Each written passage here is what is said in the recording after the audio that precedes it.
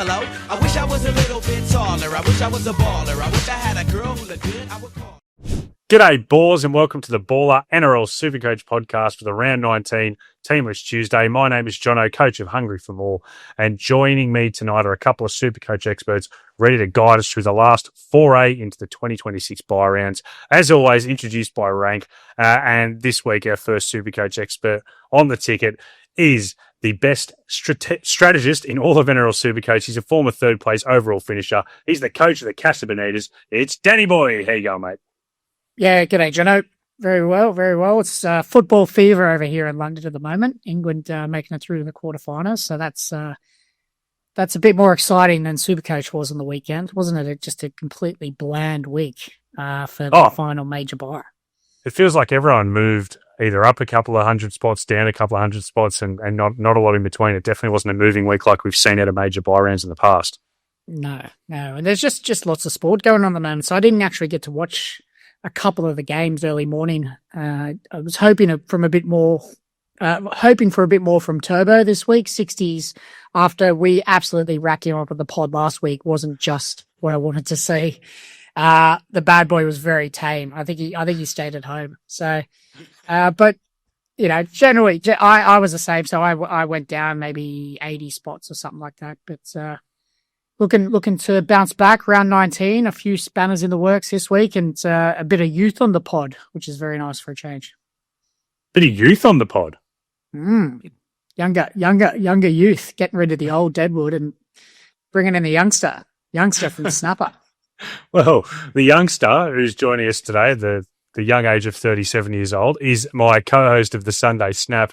He is the Prince of Pods, the Salt and the Spicy Takes, the King of the Buys. It's Tubes. How are you, mate? Yeah, I'm good, John. I'm happy to be called youthful. I'm also very happy to finally get a call up back to a Tuesday pod. I was going to say relegated to the Snap, but I'd say promoted to the Snap.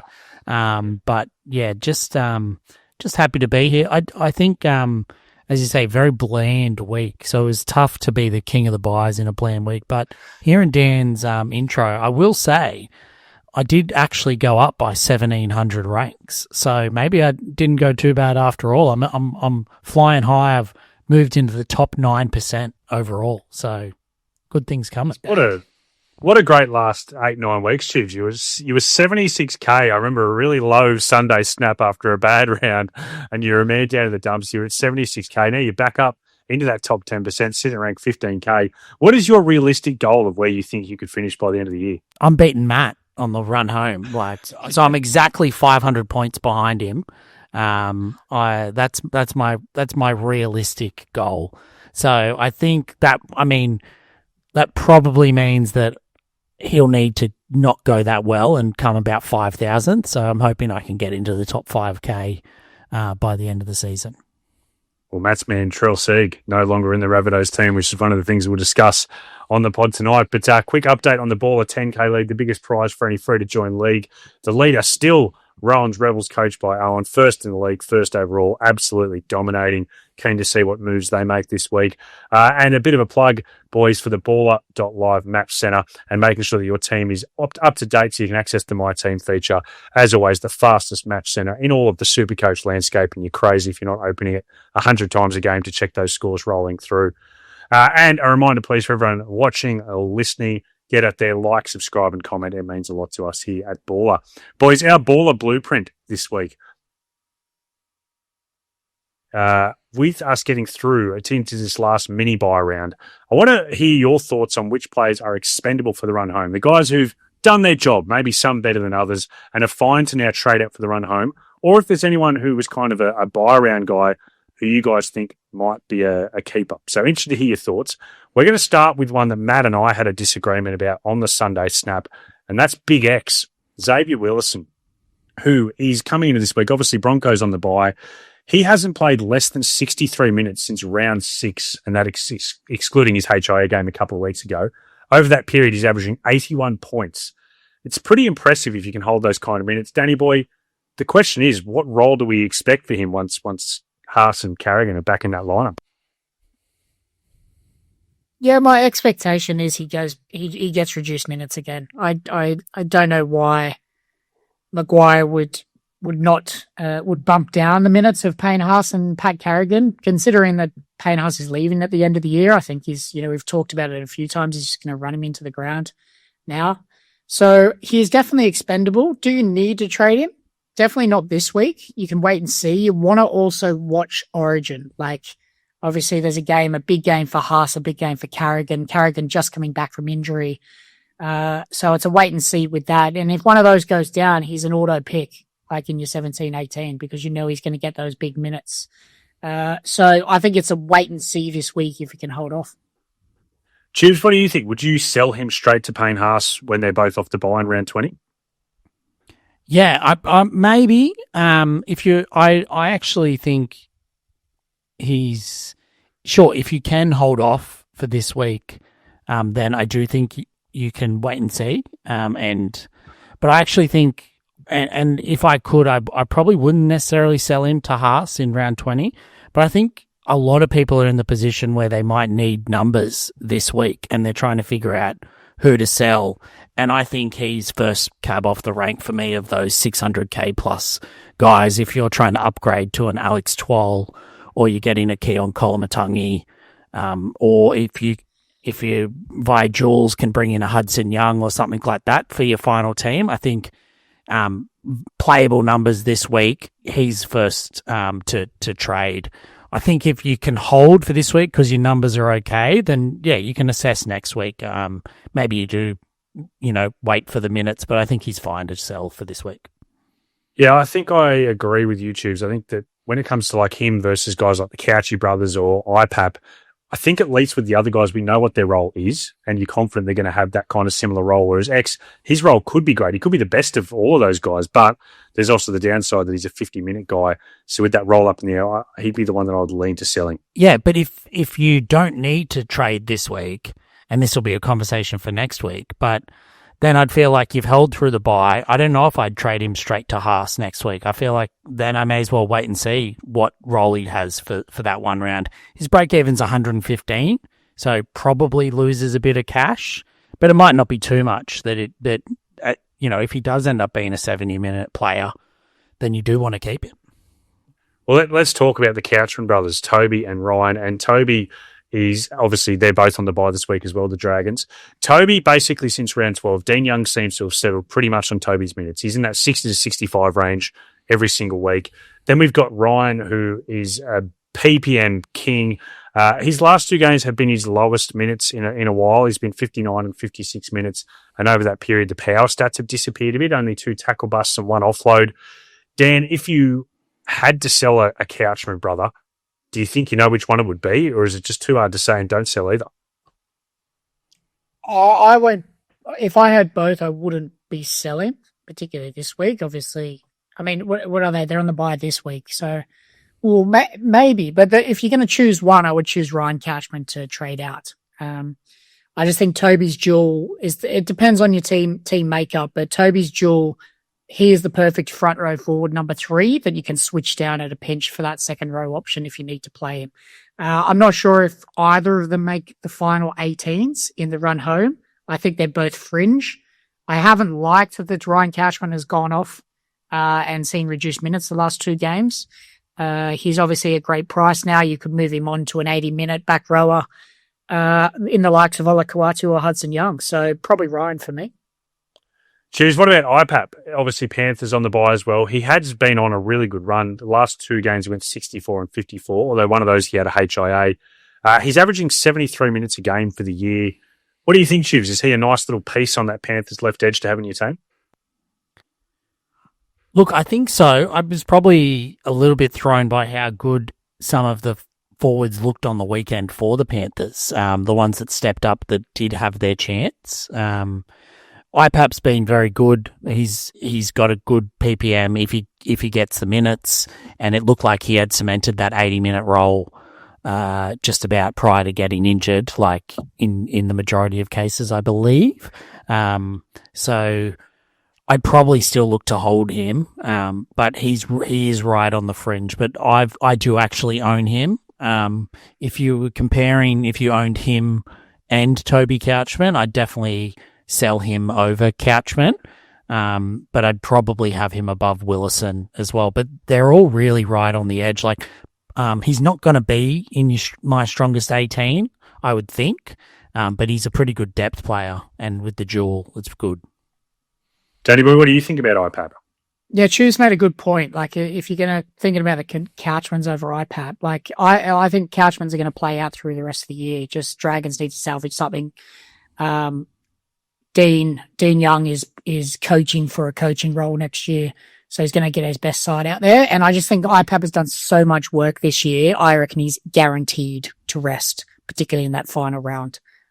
So I'd be dropping him first.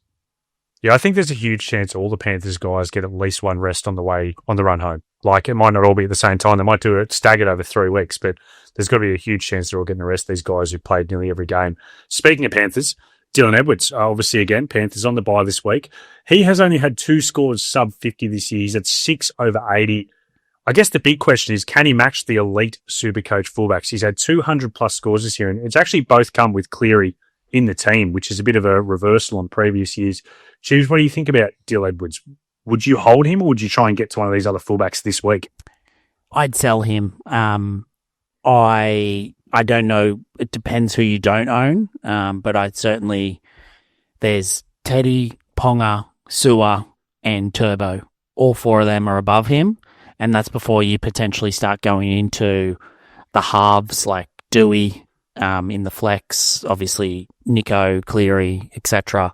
I just think that you can't waste Edwards as a role for one of those fullbacks and or flex spots. So I think I didn't mind it as a pod move, and I saw why people did it with the run they had coming up and Cleary not being in the team. But I think it's time for him to go now, for sure. Yeah, I think you're right. I think I like the upside of some of these other guys more, and plus that point you guys made before about potential restings as well. Let's get to the guys who are playing this week who may be considered expendable. First one, David Fafita. He has, since his return, had 2 80-minute games, and he's had a 55 and a 59-minute game. Carlos Duncan to centres this week, which actually could be good for Fafita's outlook for his minutes for this week. What do you think, Danny Boy? If you don't feel confident to play Fafita and you don't feel confident in his minutes, is he just a sell, or is there a case to hold and hope he gets that rollback? He's absolutely fine to hold. Like, he's not at a price where you could say it's quite difficult to go up from his price at 587K to the likes of a Twal, Hudson Young, and he's going to do a great job. He is a great numbers man, 18th man at a pinch, 19th, 20th. I actually brought him in last week and thinking he's on the up, his fitness is going to come back. So I was very disappointed when he got subbed off after 55 minutes, but back end of season, Souths are going to be pushing for top 4. I think he's getting the fitness back, and if he stays injury free, he'll be a good addition. So I would definitely hold on. Cheers, what do you think with Fafita? Because he's a hot topic this week.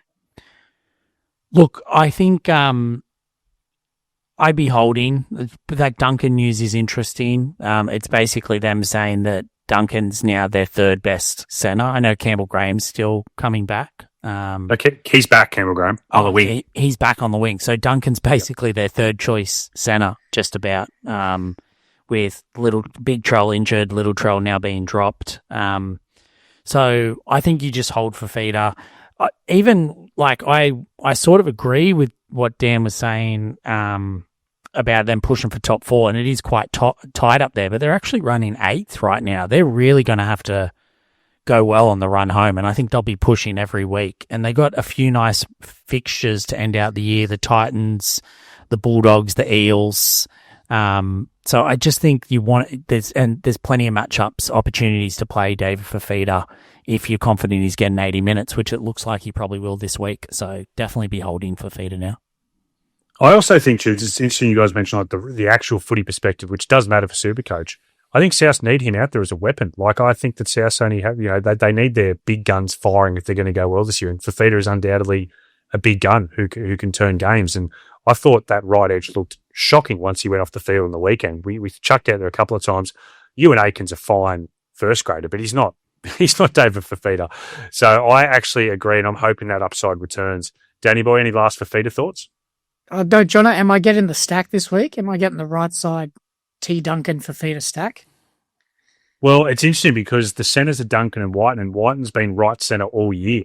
So I'm not sure. I think that's up in the air. Jack has played he's played left centre for South in previous years, but this year at full strength, it's been Campbell, Graham, Jack Whiten, right side. So I think it could be the left side stack.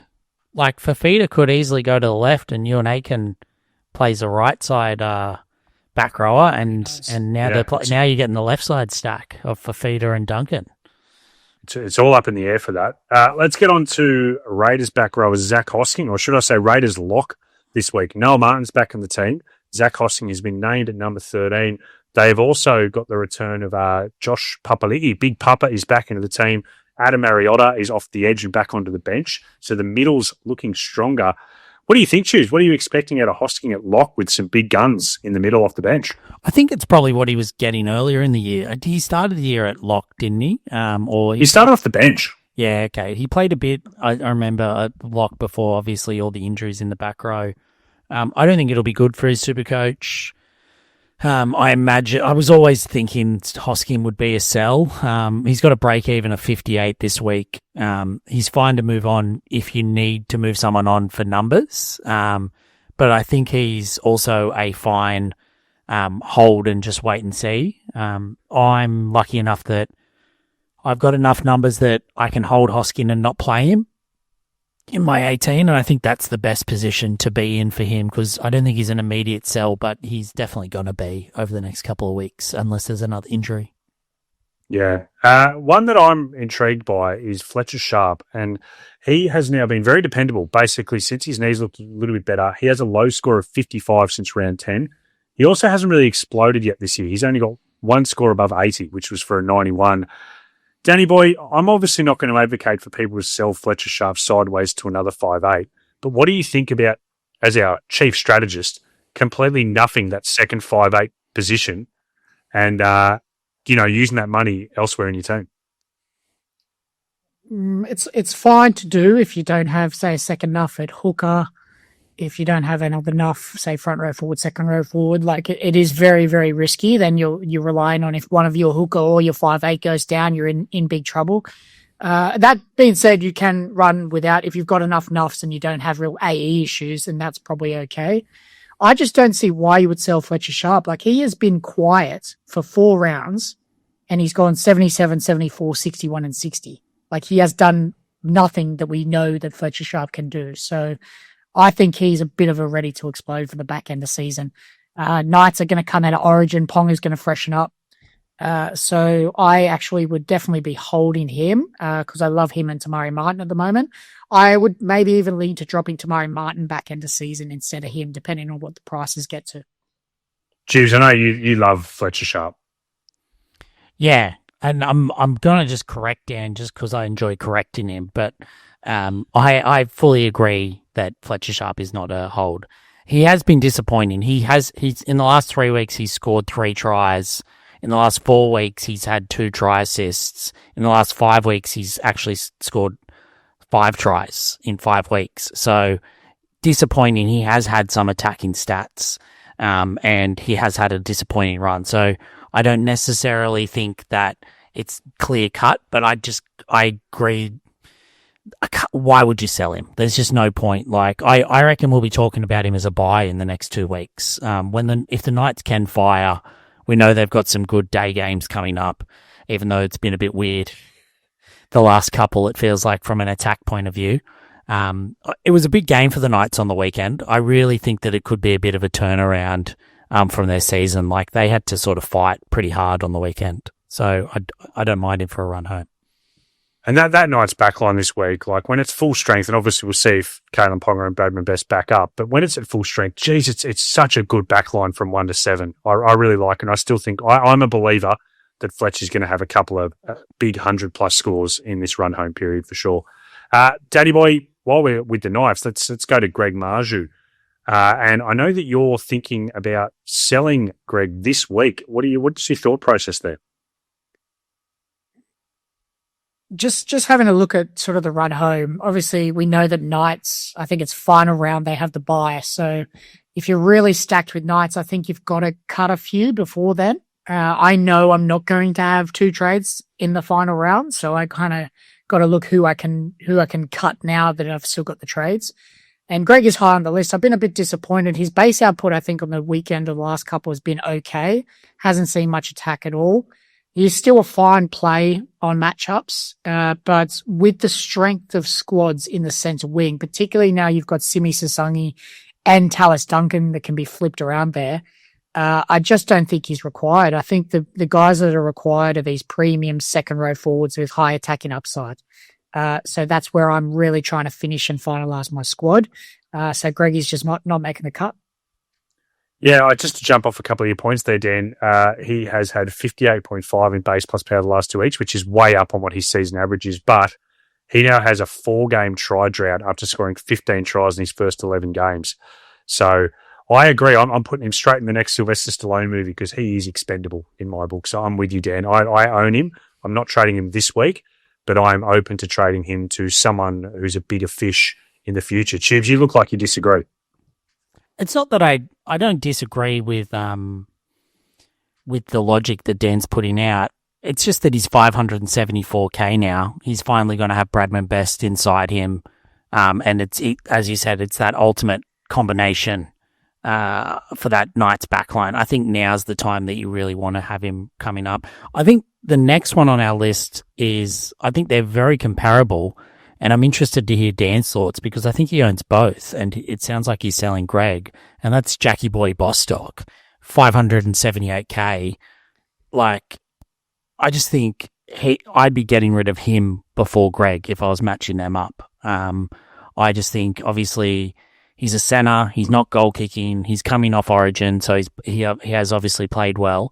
And then the Dolphins have that bye in whatever it is, round 21. Like, I just think he's the clear-cut sell as soon as possible over, say, Greg Marjut. It's an interesting one, Tubes. Dan, I have thoughts on what Tubes just had to say, but I'll give you first chance at rebuttal. No, it was going to be my next question. Like, that was exactly what I was going to say. I've got a head-to-head decision with Jack, with Bostock. I like the stack. You've got the Bostako stack on the right-hand side for them. I'm not as happy about Katoa being out for the Dolphins as well. But from what I've seen from Bostock this year, he's so good in the air. They bomb to him. He can catch and pass for those try assists to Osako. I think it's a bit of a coin flip, and at the moment I'm leaning on the stack.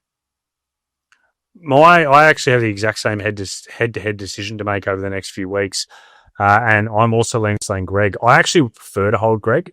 For me, it's a very team-dependent issue. I have 4 Knights, and that round 27 bye, genuinely, that's a factor. I think that if teams are resting and I've got 4 Knights on the bye, I could be in a bit of trouble. So for me, it's just a pure, I don't think I'm going to be playing either of them in my best 18 each week.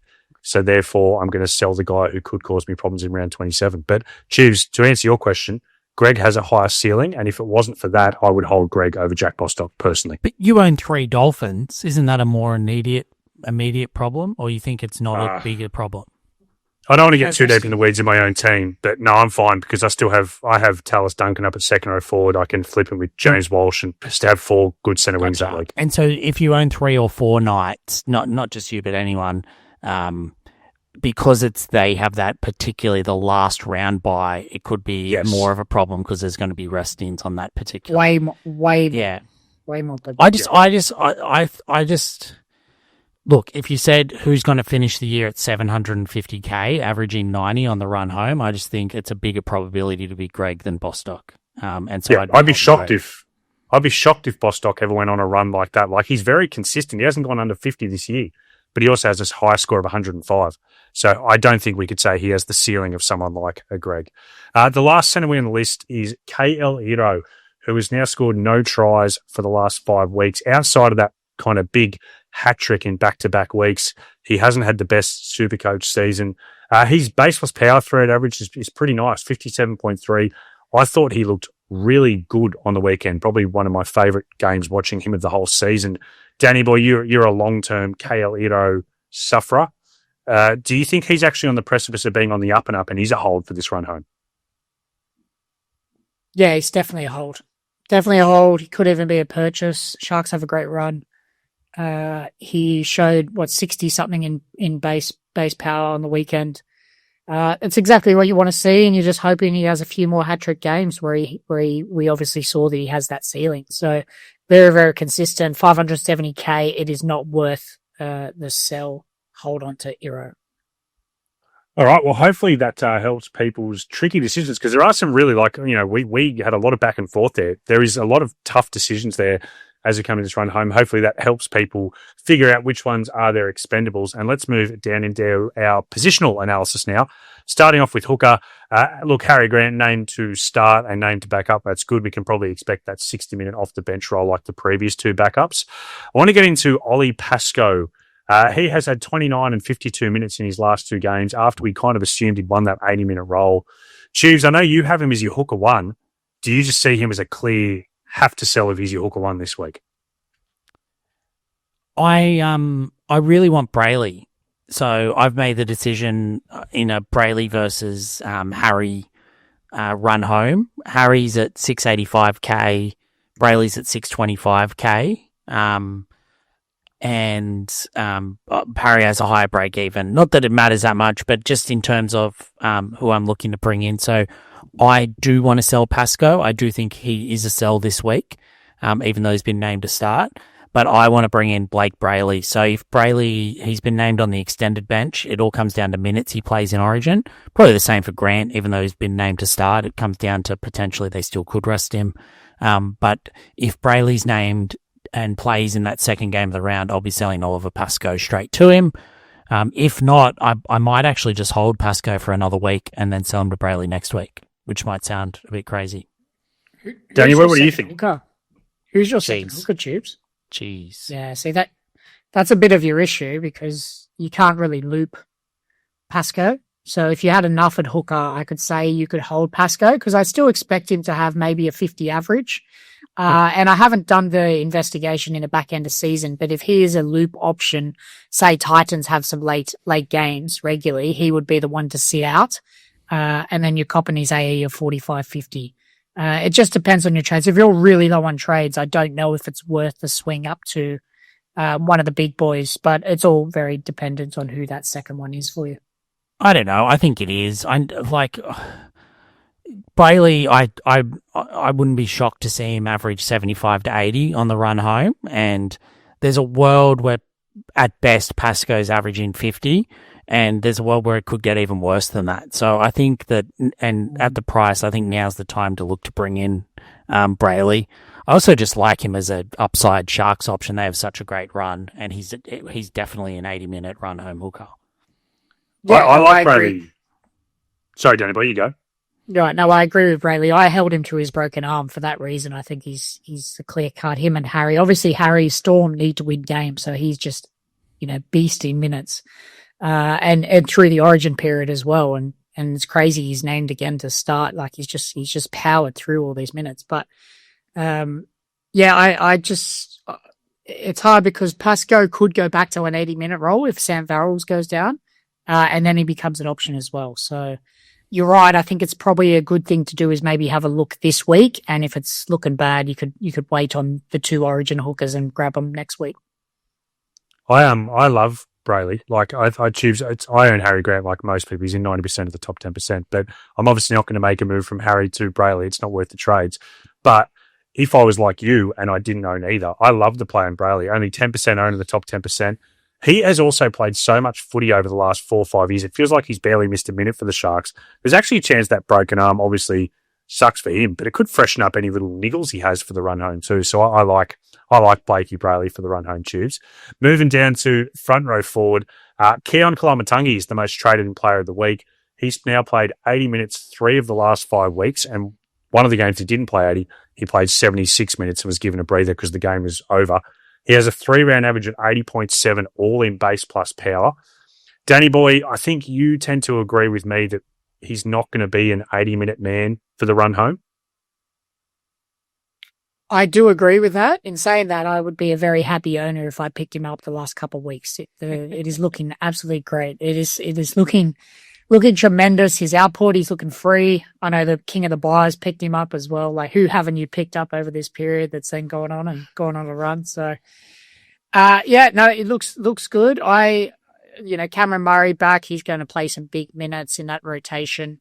They are still struggling for minutes for middles. So, yeah, I think it's 50-50 whether he gets these huge minutes. I would probably still expect a 65 to 70 minute output from him. So the issue is, I said it last week, he's front row forward only. There's the likes of Alex Twal, Payne Haas, and Terrell May, who I would all choose over him, and they're my end game guys. And I'm not bringing in Keon Koloamatangi to sit on the bench and not play in my side. So if you've got him, great. If you don't, I'd probably say you can just wait and hope he doesn't get those minutes. Yeah, I am bringing him in this week. I spoke on the Sunday Snap about him versus Twal, and there's a couple of reasons I'm going to go him over Twal. Number one, I own Terrell May, and when the Tigers had the bye, I don't want to have to cop an AE that week. I think it gives me that flexibility. He's also just so cheap at 610k. Even if he does get a 65 to 70 minute role on the run home, I think that's still great value. And Dan, I actually think your point's quite valid around, do you want to waste money on a guy who you're not going to play every week? And I do hear that. But at the same time, I think he's a really good value proposition. I can understand why people are still bringing him in. It's a trade, though, so it's not the money that's the issue. He's definitely value, but it's using another trade at this time of year to bring in. Yeah, and that's fair. It's a fair call. I mean, for me, I'm trading Jackson Ford to him. So for me, it's like a trade that I need to make anyway, although there's also a case that I'm doing Taniela Paseka to Payne Haas at some point, so I could just as easily hold Paseka and never go to Keon Koloamatangi is a fair thought as well. Chibs, as the owner of the group, what do you think about people still bringing him in now? Yeah, look, I understand your perspective. I'm just shocked that he's so highly brought in now. Like, I think if you were going to get him last week, was probably the last time to get him. I think it was talked about before the buys that it's likely that he'll play 80 minutes during that buy period, particularly with Cam Murray out. I agree that I don't think he goes back to playing 80 minutes. I know he looks good, and he looks fully fit again. I think that he doesn't look like the KK we saw in 2025 when he went on that absolute beast run. And I just think he's going to be your front row forward 3, and I just don't think your front row forward 3 should be in your best 18 squad for a lot of these run home. So I just don't. I guess I'm leaning with Dan that I don't think he's a trade-in option for this week. I think if you're gonna bring in people in the front row forward now, it's most people own Terrell May, but it's Payne Haas, it's Alex Twal. But I wouldn't even get Twal this week either. Like, I think I'd be waiting a week and just solidify those minutes, and then he's come back fully fit as well. So I if you can, I think you just hold for this week. The difference between him and Paseka is probably 20 points anyway. So I think it's worth the trade to wait and see. I do think there's people out there with the Dragons, the Broncos, and the Ballr who own 2 out of 3 or 3 out of 3 of the Couchman brothers and Willison and have to make a move this week. So I think maybe that's where it's coming from. And that's where I'd say just obviously if you've got other AE problems, but in the majority of cases, people are going to have 17, 18 this week. You've got to cop an AE somewhere. You get that free loop. There's no problem having that in the front row forward either. Like, I don't think make sure you're filling your front row this week. Yeah, so just having a look at it, I just don't think he's a priority trade-in. Let's talk about Alex Twal then, who, Tubes, you mentioned there. He obviously returned last week. His minutes went straight back to 74. Dan, you're our resident physio. There's one for the bingo card. He had no power stats on the weekend, not a single tackle buster offload. He hadn't had a game like that all year until that game on the weekend. Do you think that's a case of him trying to come back from this injury, and can we expect those power stats to come back with time? I think we can. From what I saw of him, he still looked good. He still looked very involved. I think he's just easing himself back in. Like, just Benji's had a word to him, say, look, first game back, keep things simple, just tackle hard, run hard, and just, we'll see how it goes from there. So I think he will be a very good asset back into season. I think his break-even is still quite high. I think he's going to come down a little bit as well, so you can wait to make your decisions at front row. If, as Tube said, you have only one front row forward this week, then the AE option is great because most teams will be stacked and there's not too many AE issues. So I think he'll be a great asset, and you could pick him up this week or you could wait a week.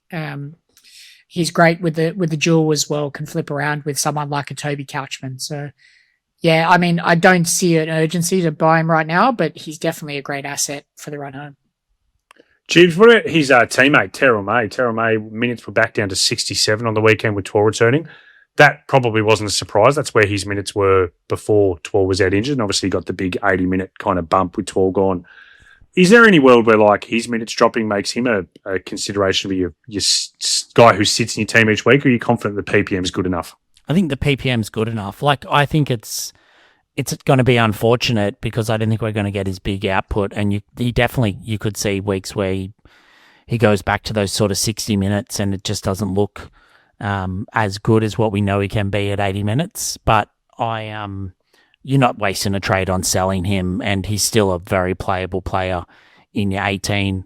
He might go back to that form where he has the offloads and more attacking stats in lower minutes. I think you just trust him to do that.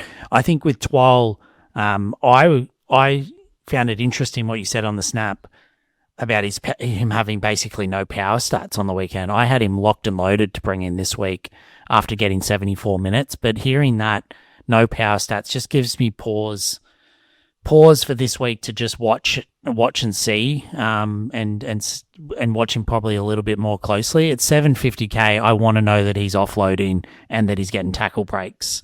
Otherwise, I'm happy to lay him. Dan, any more thoughts on front row before we move on? Yeah, just on Terrell May, before the week just gone, his pure base stats for his games when he has had 60 or 65 minutes has still been, he's had one score in 65 and the rest have been 270s, 280s. So yeah, wow. he's still churning out massive amounts. We know, I think you guys said it on the snap, he goes so close to scoring a try each week. He's only scored one for the year, but you basically can guarantee if he gets an offload for a try assist or a try, he's tonning up. And it's usually 110 plus. So I could not see you dropping Terrell May. He's a start in the front row forward for me every week. Yeah, I completely agree. And I actually thought he was playing better footy in the 65-minute role and getting a lot more power stats than what he was last year. Because last year he was playing such big minutes that it was like he just had to get through the game and get through his work, where when he gets that little bit of a spell, I think he's a lot more impactful in his footy. Right, let's drop down to second row forward now. Just a couple for the watch list. Oren Keeley named on an extended bench for the Storm. He could be interesting at 350k if he gets an 80-minute role. And Jacob Preston back on the extended bench for the Dogs. Obviously always SuperCoach relevant when he gets minutes.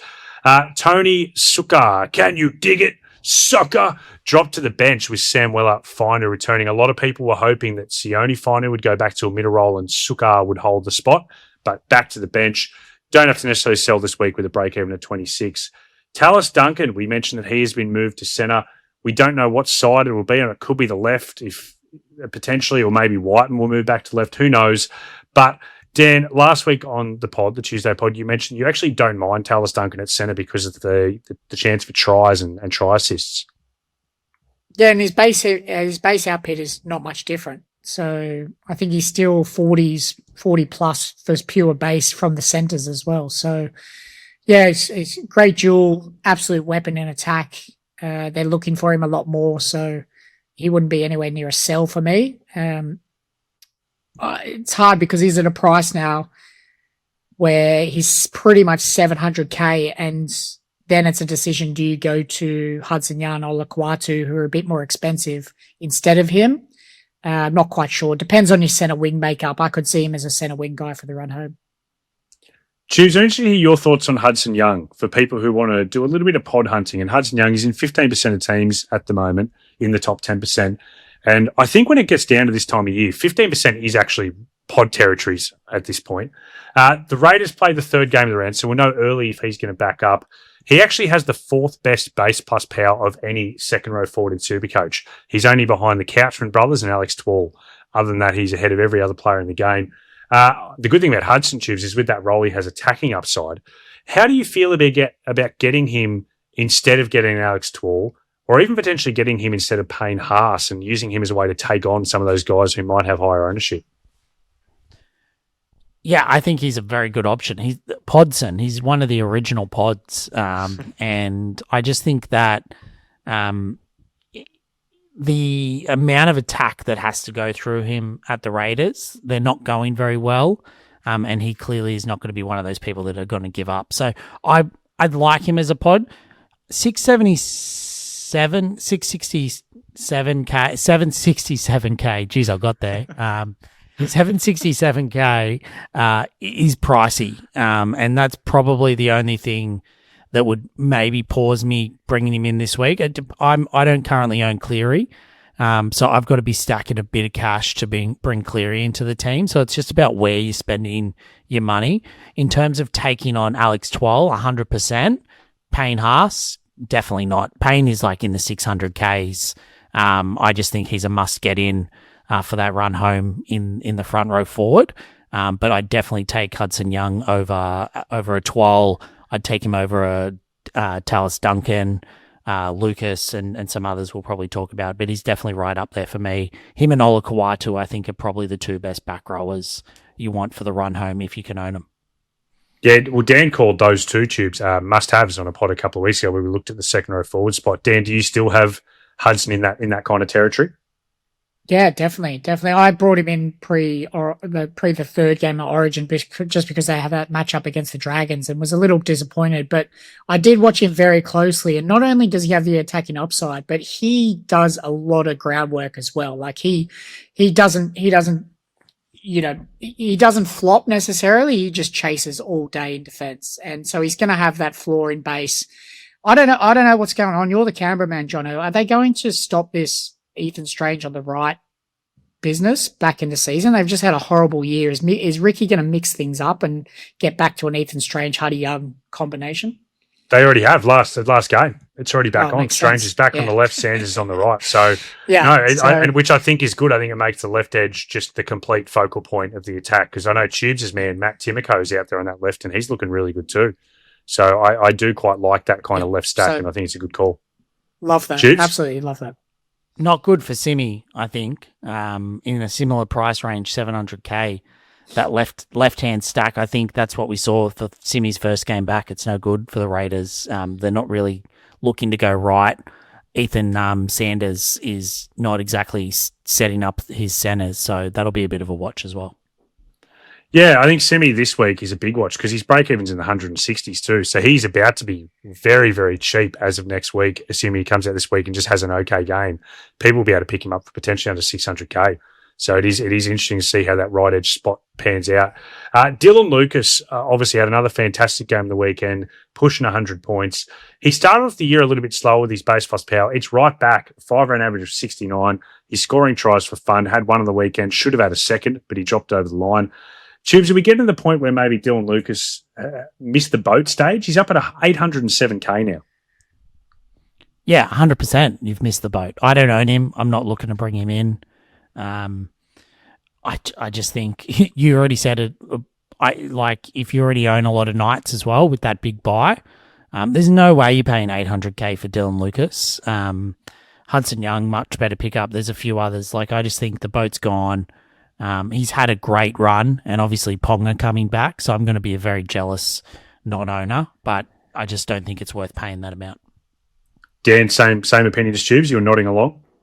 Yep, definitely. You missed it, but the dream scenario at second row forward is Hudson Young, Olaquatu, Dylan Lucas, and then you've got Alex Twal floating between front row, second row. I think that's the ultimate end game team. But at 807K with that last round buy, I'm same as Tubes. You just can't bring him in and hope he doesn't go as well as he's looked. Yeah, I think sometimes that ultimate end game team has to be a bit of a dream. You just can't get them all, unfortunately. And I agree at that price now. If you don't own him, it's very tricky. Kuli Kefu, Finey Filiaki. Tubes called him Finey Filiaki for a stretch night, one of the great nicknames of the year. Fantastic price, 525K. We saw him on the weekend have his best score since round 9 with 82. Lots of tackling to help boost that. Tubes, would you be any interested in getting Fini Filiaki as like a downgrade option, one of these guys to open up cash elsewhere now? No, I don't think so. They've got the buy in round 21. I'm happy with my Dolphins team. I just don't think that, he did look good. He's still young. He's a 21-year-old. He obviously made the Origin squad. I just think that we've seen the best of him this year, and even if we haven't, I don't think he's going above that peak again. And I just don't think it's warrant bringing him in your run home side. Dan, what do you think? It's only if it facilitates a trade for another premium. So if downgrading Finini Fuaki at 525k, like that's a great price for him. Like if that frees up or unlocks maybe 50, 80, 100k to then upgrade to some of these premium end guys as just second trade for the week, I could definitely bring him in. I was tossing up between him and Fafita last week. I can't remember why I chose Fafita in the end, but yeah, he certainly looks good. Probably just hasn't got the attack that was promised from the early season. I really think he was injured, though. I think that's the only reason he didn't get picked for Queensland as well. I think he's carrying a niggling injury. We saw his output go down over that period as well. And as Tube said, he's a young guy. Like that can take it out of you at that origin period. Hopefully he's freshened up a little bit now and comes back for a big end of season. I think if I was downgrading, I'd prefer to go 70k cheaper and drop to Britton Nikora. Obviously, he's been, Tues mentioned, second game of the round, the Sharkies. He's named in the extended. He's starting for Queensland. I like that the last couple of weeks we've seen that base plus power come back, or not the last couple of weeks, last couple of games. He had 76 and 60 in pure base plus power in his last two games after a really slow start. I don't know what was going on, if he was carrying an injury, if there was something going on in his personal life. Whatever it was, something was clearly going on. Love him outside Nico Hines and that right edge. We've seen the kind of partnership they can have. Tubes, what do you think as a Sharks fan? Is Britton Nikora still a pretty good option if he plays this week at that 450k price tag? I'd say at that 450k price, you're taking it on trust that he can be back to his best. We've already talked about with Iro, the Sharks have a pretty nice draw for the run home. So he's a definite option. I suppose what Dan's saying for a downgrade option to free you up with cash, you're not picking him in your 18, but obviously injuries and not having trades left are going to play a part for the back end of the year. So squad depth is important. He's probably not a bad option from that point of view. Yeah. Right, let's drop down to halfback now. Hold on, Jono. I just, one more, it's a bit of blasphemy on the Tuesday show in the second row forward. I thought I'd just bring up one more player, fifth highest averaging second row forward for the last 5 rounds, averaging 81. Never gets mentioned on the pod, and that is our brother of the bad boy, the younger bad boy, and that is Burbo, Ben Travojevic. Got to be an option for people to look at on the run home. He really gives bad boy vibes. Being the youngest of 3, I know where he's coming from, and I'm just vibing with him. Bad boy, Benny. All right, Chiefs. Permission to drop down a halfback now? No worries. Sherelle Sieg, we mentioned at the top of the show, he's been dropped. Campbell Graham's back on the side. Duncan's the centre, so he's clearly fine to sell on as soon as you need to facilitate something. Adam Doueihi is one that I still can't quite shake my interest in. Adam Doueihi. He has a season low of 54 outside of his injury-impacted 11 from the game where he obviously was out for an extended period. Appy, good news there. He's only out for a month. I think that's really good news for the Tigers as a whole. I guess, Dan, could you still make a move at him at 660k now? Is he an option at that flex position? I think so. Yep, good option. I said it last week, you just have to go with the knowledge that it might just all fizzle out for the Tigers back end of season. He's a huge injury risk as well. Now that he's got this dislocated shoulder, it is likely to go again because he's conservatively managed it. So you could take a flyer on it. I really like the price, and we know the ceiling that he's got. So absolutely nothing wrong with bringing him in. It's just not for me. I'm already set at fullback. James, what do you think? 4% owned as a pod play?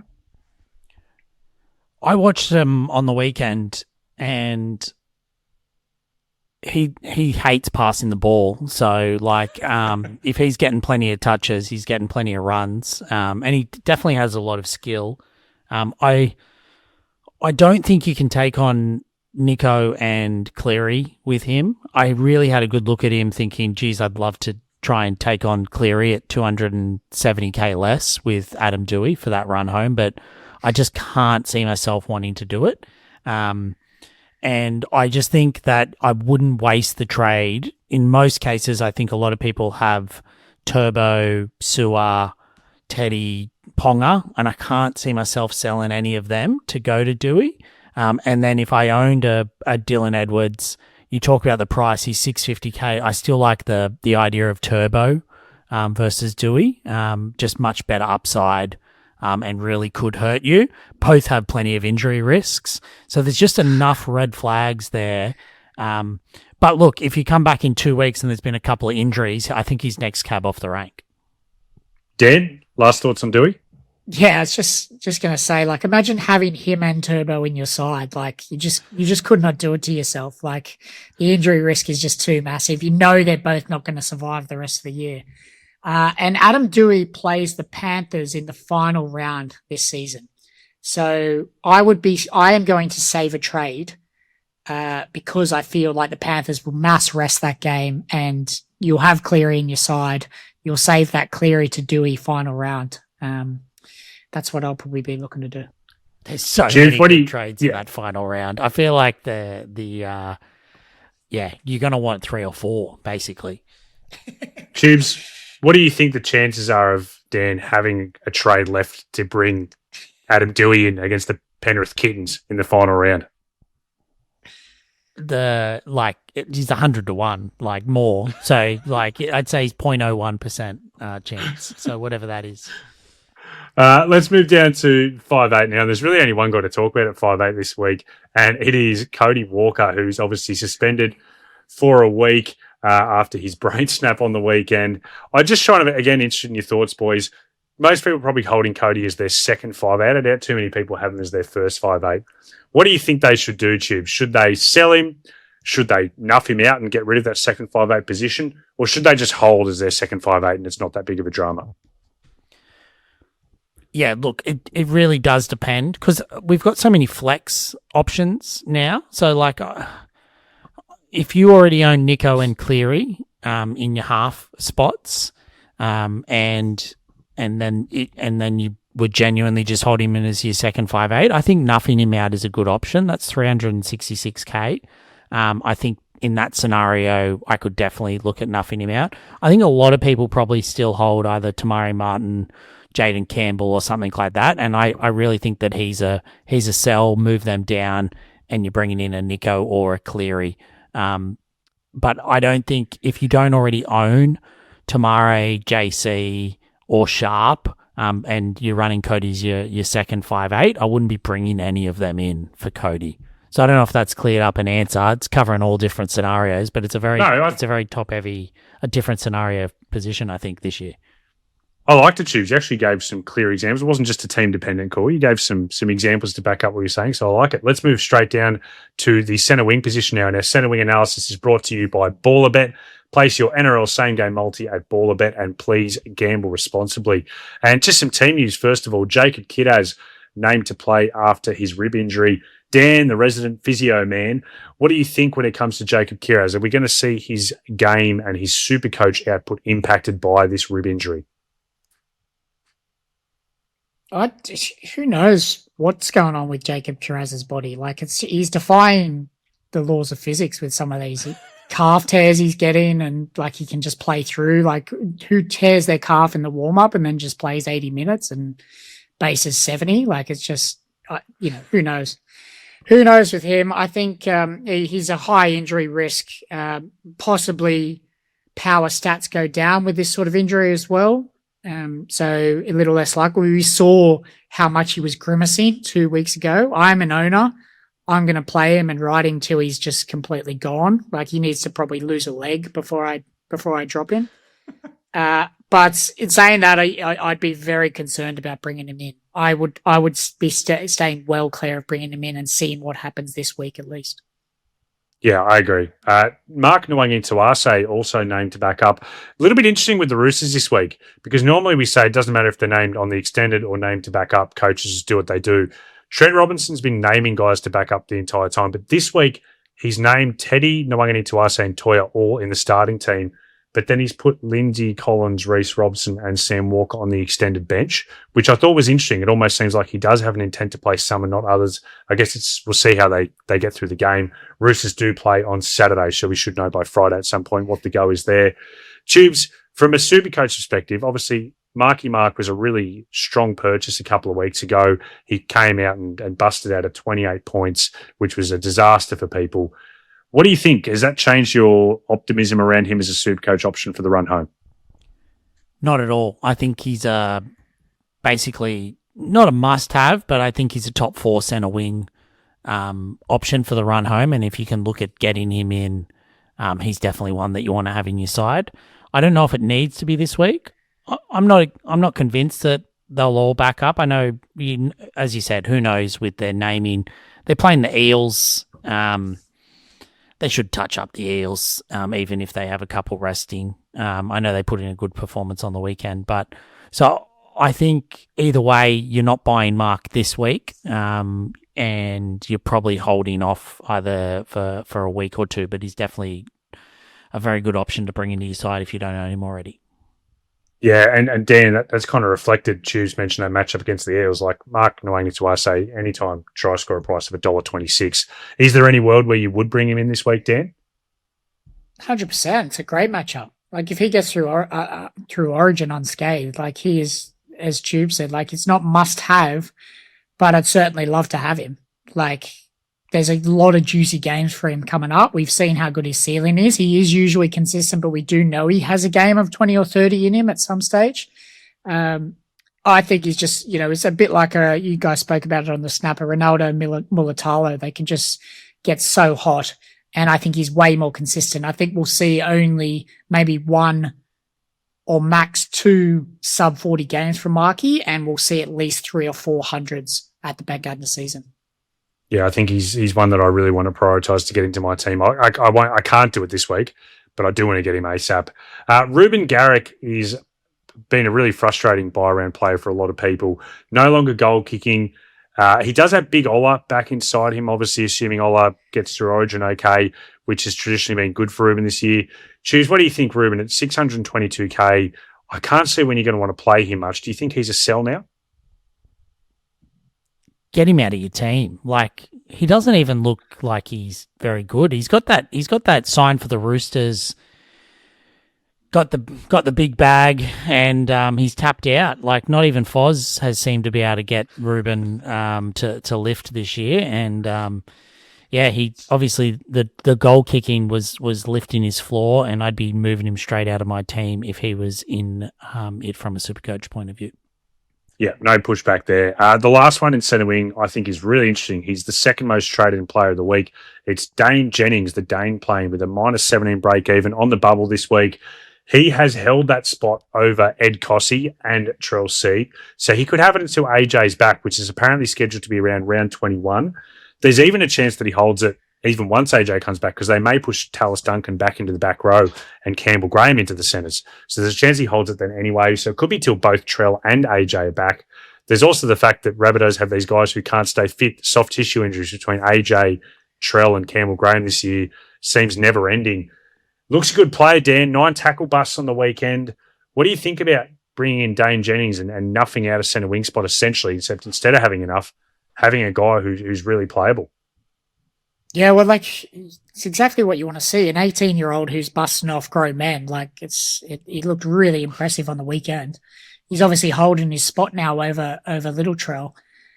I love it for anyone that doesn't have enough currently in the second row and centre wing. I think you can pick him up, and he might be that saviour number in the final round. I think that's still very much up in the air, whether he's making that side in a month's time, particularly when Latrell comes back. But then if he's not playing 80 minutes, he's not playing at all. So then he just becomes enough at bottom price. And he could turn out to be, absolutely golden for the back end of season and definitely playable if he retains that spot. Choose, what do you think? I know you're even thinking about bringing him in this week. Yeah. I really like it. Like, I was just looking at it. We talked about their run. They've got a decent run. They're going to be trying to win games. I thought he looked very good on the weekend for an 18-year-old or or 19-year-old, 18-year-old turns 19 this year. I think that sometimes these can surprise you. Was it Tavita Nafua last year? Had a huge run about this time, 200K. You picked him up for this exact reason. He's a downgrade option, and then you end up might being stuck playing him in those last few rounds. But even if I think we expect, based on the way that it's been named this week, that he will be in the team until Trell's back. Even when Trell's back, the Bunnies, I know that they might be fighting for a top 4 spot, but sometimes that starts to play itself out, and I wouldn't be shocked to see them rest if they've got sort of things figured out. So I just think that I wouldn't be shocked to see him play at least 4, 5, 6 games on this run home, and at 200K, I think that's a very meaningful downgrade. Yeah, I can really understand why people are doing it. It doesn't work for my team balance, but if people can make that work for themselves, I really like it. I think he looks an awesome player. Also a chance of being the South's left winger as well, because Campbell Graham has been playing right wing this year. Like, we know what a goldmine that South's left wing spot can be. You'd love to hear some news leak out of training that he's sitting on that left wing. Tubes, you look like you've got another thought on the Dane plane before we move on. I don't, not on the Dane plane. I just wanted to recant my previous statement on Mark Nwanganitawase, and saying that he's probably not a buy this week. I've just looked, and he'll be coming into my team this week. Marky Mark, keep backs up against the Eels. Like, how can you not have him on Saturday night against the Eels? I even when I heard you say that he doesn't work for your team, John, I went straight to your team, and I'm thinking Heelan Lukey for Marky Mark for you could work very nicely by not going forward to Koloamatangi. So yeah, Marky Mark all aboard the Mark plane. No, it doesn't work. Mark 2. Mark 2's not bad. He has the second highest ball projection around 90.2 points, Marky Mark. So the projections agree with you, Tubes. And I'm just going to give Matt's bet of the week. Just going to point out he's 0-3 so far for his bets of the week. So another reminder to please gamble responsibly. But this week, I've never wanted him to be correct so much. He's got Manly 13 plus and Tom Trebojevic to score, paying $4.10. And as someone who brought in Tommy Turbo last week, I really hope Matt is correct with this one. I hope he goes 0-10 to beat my infamous Tubes' tips on our radio show back in Cambridge. I gave 3 tips out every week, and we had the first 3 episodes. I went 0-9, so I'm hoping Matt can beat that by going 0-10. Be a good omen for your catching him on the run home as well. Dropping down to fullback now, James Tedesco, named to back up. Same thing we mentioned before with Marky Mark. Roosters playing Saturday. I guess we'll see what happens. Kalen Ponga, also named to back up. I would love, Dan, for him to kind of fire up for a big run home. It kind of feels like he's been just kind of nursing his way through this origin period. Yeah, definitely has, and he's a great option for the run home. Just on Tedesco, he is definitely a huge option. I think a lot of people have made their bet at fullback, but he's 570K now. Origin's going to be in the clear in the next couple of weeks. They do have some great matchups. Like, he could be a value pick. Say Ponga isn't quite looking likely. Suafalongo goes down. These guys are going to be 700, 800K. Freeing up 200K to go down to Teddy and ultimately getting a premium elsewhere might be a great play back in the season. You're not doing it. You don't need to see an injury though, wouldn't you, Dan? This week, yeah, I'm not doing it for sure. But an injury or, if needs must. Me, we talked about how little trades I usually have back in the season. It's not going to be for me. But if you're still got a few trades, I don't see that as a big move coming into the back end of the season. Tubes, what do you think about KP? Yeah, I mean, I'm happy that he's been named to back up. I think he's the number 1 fullback. I wouldn't trade at for anything as long as he's named and fully fit each and every week for the Knights. I think the way when he's been fit and he plays left and right, he does have the goal kick in.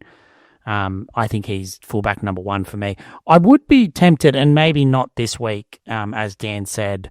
I don't think anything else is off the board. I think Sua, now that Meaney's back and Sua not goal kicking, him being a downgrade option to Teddy isn't out of this world. I know it costs a trade, but that's 180K. If that is enough to get you up to, say, a Nathan Cleary, if you're short on being able to do that or something like that, I think there's a world certainly where Teddy outperforms Sewer for that run home at the price difference. I've got to say, as someone who sold Sewer 5 weeks ago, he's tough to watch though. Like, he's so good and he's so bouncy and in everything. He's a really tough one to watch. And you're right, Nick Media returning the goal kicking, not ideal to lose that. But at the same time, he wasn't that good of a goal kicker. It wasn't, I don't know, I haven't done the numbers, but it didn't feel like he was getting too many extra points from the goal kicking compared to what maybe a traditional goal kicker may. But I understand your point if you're trying to find that cash, and we know what a great player Teddy can be. Dan, Tommy Turbo has a 3-round average of 67 since his return. Are you still as confident as you were last week about the bad boy of SuperCoach being this guy who can have this huge ceiling for the run home? Yes, I am. I think we've. I didn't see the game on the weekend, so like it was a bit early for me. I heard he went close to a few more attacking stats as well, and from all reports, he's getting fitter by the minute. So yeah, like he's a great option. They got a juicy match this week: North Queensland Cowboys, Sunday 4 p.m. at Four Pines. Here's my C this week. Tubes, what do you think about Tommy Turbo? You had some very strong thoughts, not about him, but about the Manly Seagulls attacking structure, which I know from being in a group chat with you, you were fired up. Yeah, Manly were terrible on the weekend. Probably didn't think about the Joey Walsh coming in and messing with their attacking structure. I also just think on that right-hand edge, Olakuatu has been so good for them that he's been drawing in players, or you've just been able to give him early ball, and that's probably made Fogarty look a little bit better on that sort of right edge. I thought it was very weird attacking structure. There was multiple times in the red zone when they were there that Fogarty or Walsh were playing a little bit of hero ball, and it felt like not enough ball was getting to Turbo. I thought when he did have the ball and when he did play, he looked good. I know I talked up Burbo earlier, but Tommy just ran at someone and went to offload, and Burbo just wasn't there. Otherwise, that would have been a line break assist between the two of them. I think he's going to explode. I think it'll be this weekend. I'm hoping it's going to be this weekend. I'm backing in Foz to figure out a way to get that he's seeing this and just as frustrated with Turbo not getting the ball, and they're going to figure out ways to make it advantageous for him because he does look fit now. All right, boys, let's move down to Captaincy Chat, brought to you by the Ballr Team Builder. Get in there and select your players for the most accurate projections in all of NRL SuperCoach. It's a bit of a tricky week this week. I'm really open to suggestions around what you guys think. I'm not coming in with a firm mindset because obviously we got Nathan Cleary on the bye, and then we just got a few tricky matchups. I'm going to start throwing some names at you, and then you guys can maybe tell me your final plans. Tubes, the Dolphins versus the Sharks has two very clear captaincy or vice-captaincy options, or vice-captaincy in this week, being the second game of the round. Nicho Hines, Tubes, what do you think of Nicho? I won't be doing Nicho this week against the Dolphins. Purely just watching it last week, didn't feel great having the VC on Nicho, and I think the Dolphins are a pretty tough matchup. I mean, it is a 3 p.m. game at Suncorp. Is it at Suncorp? But anyway, up in Queensland. So maybe a bit of a weather watch, but I think I'll hold off on Nicho for this week. Yeah, they've been fairly stingy with their defence this year, the Dolphins. I think they're a top 3 defensive side in the comp from memory. Dan, when it comes to Herbie Farnworth in the same matchup, did the way that the Finns' attacking structure look last week without ICAT, does that maybe make you question the upside of Herbie? Look, Herbie's only gone that low twice this year. I think you can expect a big bounce back. A 3 p.m. game on a Saturday. If it's a dry track, he's a huge vice captaincy option. As always, I don't think he can. I think Nicho still is a good one to do. I think he will be an absolute pod VC. I wouldn't be captain in either of them, being the second game of the round, but I could definitely see myself going one of them. Choose. What about in the Roosters versus the Eels game? James Tedesco. For those people who've held strong with him, pretty nice matchup if he backs up from Origin. Yeah, nice matchup for sure. I think because we've already talked about Mark Nwang and Nitawase, I prefer him over Teddy, to be honest, with the ceiling. And for me, that'd be a VC option. Don't think I would go see Teddy or Marky Mark, but both possible VC options. The only thing I'll just say on Herbie, I'll back Kaeliro, big body, to put it on Herbie this week and maybe shut him down a little bit for a second quiet week. So, yeah, I think you hold off for that Roosters game against the Eels, and Teddy or Marky could be a good option. On the Sunday game, Danny Boy, Kalen Ponga up against the Rabbitohs. If he backs up from Origin, that's a pretty nice matchup too. They're pretty short on troops, the Bunnies, this week. Yeah, yep, really like it. I think that'll be my, if I don't go one in that first game of Nico and Herbie, I will be probably loading up on Kalen Ponga. I would love to VC Tommy Turbo, but then you're running out of games to do the loop. Yeah, Tommy Turbo's second last game of the round. How would you feel, Dan, about captaining him if it came down to that, not VCing? I'm very happy. I wouldn't recommend it to all the listeners out there, but I am probably going to captain him. It's saying that I've seen Suafai look over the last 4 weeks and been a very happy owner. He looks so dangerous. At home on a Sunday, 6:15 p.m. Amy Park. That's if I wanted to play safe, I think he's a very, very safe bet for captaincy this week. And Dan, you said that. I don't even think you mentioned it's up against the Titans. Like it's a great team matchup for Sewer as well. Yes, correct. Yes. Tubes, what are the Tubes pods looking at doing so far this week for their VCNC? Where do you think you stand there? I'm with Dan. I'm C Turbo all the way. I'm backing them to turn it around at Four Pines Sunday afternoon against the Cowboys, who just have it in them to just put a real stinker in, particularly away from home. And so I'm backing a big score from Turbo. My VC is a bit more up in the air. You've named a few here. Obviously, if I bring in Marky, Ponga is going to be a good option. Also could look at Herbie or Nico. But I think if I was making the call right now, I'd go Ponga into Turbo. It's a really tricky. I think it's going to be, some weeks it's such clear options. I think there's going to be real variance, which could lead to some movings up and down the ranks this week. I'm currently looking, and we should know if this works by the time it gets to it. I'm currently looking at Teddy VC, Ponga C at the moment, with one of them sitting in my flex position. And if one of those guys is out, I would look at doing then Nico Hines as the VC and then putting the C on either Teddy or Ponga, whichever one plays. But it's a really tricky week. That brings our show out to a close for this week. Another reminder, please, if you can, to get out there, follow us on all the social media platforms, like, comment, subscribe.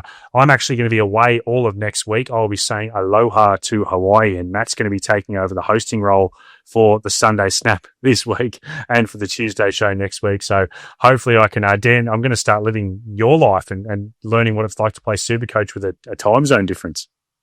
Yes, mate. I hope you enjoy riding those big tubes up in Hawaii. That'll be really nice. Tubes, how do you enjoy your Tuesday night shows? It's your regular season Tuesday debut for the year. Did you enjoy it? Yeah, I didn't mind it. I mean, given I've been doing this for years, Jono, it's just like riding a bike, putting on an old hat, these Tuesday pods, TLT Tuesday. No, it is very enjoyable. It is a little bit funny being on with you and Dan. Like, this is, I think, my only second pod with Dan for the season. So, it's been very enjoyable, I must say. And I might need to coax Dan into a Sunday Snap while you're in Hawaii, but we'll see. Danny boy, take us home, mate. You beauty. What's gambling really costing you? For free and confidential support, visit gamblinghelponline.org.au.